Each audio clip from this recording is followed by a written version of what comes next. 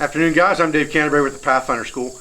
I get a lot of questions on my Facebook and my YouTube about how to force the patina onto a new knife. And this was a brand new LT Wright Genesis that was really nice and shiny.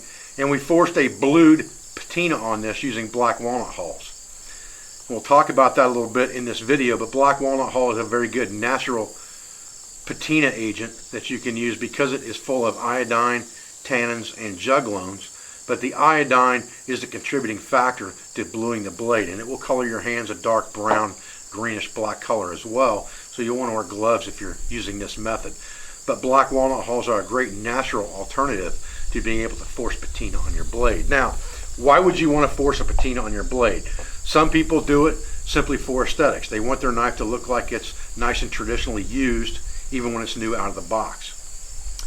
The best reason to patina your knife is really because it will help to inhibit surface rust. That red rust that's active that will pit your blade and things like that can help be curbed a little bit by forcing a patina on the knife to begin with and then keeping it well maintained. You're not going to be able to just shove this thing in the sheath after you put a patina on it and oil it down and forget about it. It's going to need to be maintained. The key element to any tool for sustainability long-term or short-term is your ability to maintain that tool and use that tool properly for its intended purpose. Okay, so we're going to start with a new blade here. And all blades are going to come from the factory wherever they're made with probably some kind of protectant on them. So I just like to take, first of all, some nice hot water and rinse it off to make sure I get that off as best I can. And then I sand it just a little bit with a real fine grit sandpaper just to kind of get that thing cleaned up and ready for patina. And just wipe that down really good with a dry rag, just like that. Now we're going to use our black walnut hulls.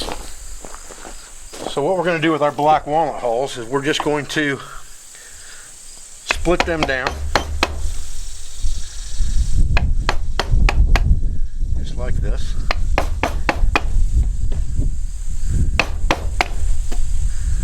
Open them up. And then we're going to take the inside of this hull, not the meat, but the actual hull itself, the damp portion, and we're going to rub it real good on this blade. And we want that liquid almost puddled up on that blade when we're done.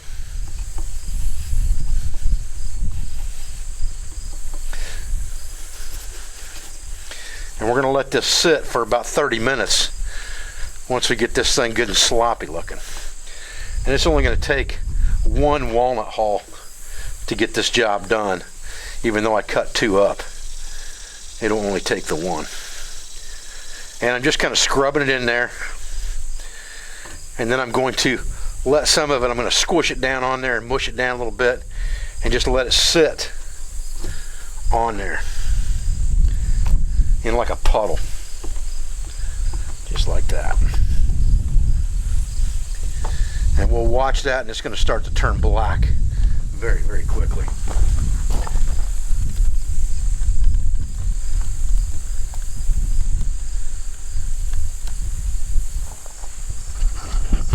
And you can see that blade's already turning black. And I'll let that stuff sit on there till it dries pretty much, which takes about 30 minutes in warm weather. Okay, so once we've got this thing pretty well dry, we're going to just take an oily rag and wipe it off and see where we're at.